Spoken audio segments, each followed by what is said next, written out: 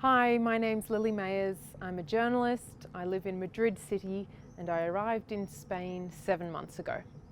My mother's side of the family is from Andalusia in the south and from Gibraltar, so I grew up hearing stories about my family's times in Spain, and it remains a place that my family regard as very, very special. So I think in my mind I always knew I would end up living here.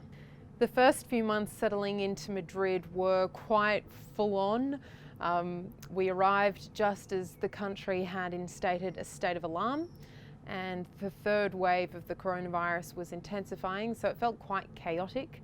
But Spanish life was continuing. It was something that surprised me a lot in a lovely way. So the people were, getting on with their day. They were out in parks and shopping centres and cafes, and life was continuing.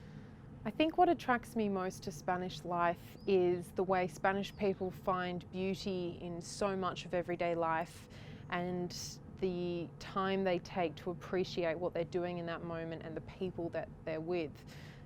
The Australian things I'm finding hard to live without is definitely the East Coast coastline. I miss being 20 minutes from the beach, but also little things like snacks like connocer ice cream and the slightly salty, slightly sweet popcorn. But as far as Spanish things that I couldn't live without, there's so much. Definitely the food, but I think one thing that I would really miss is the fresh fruit and vegetable markets. I'd love to be in Spain for the foreseeable future, but I'm a journalist, so I'll go where the stories go.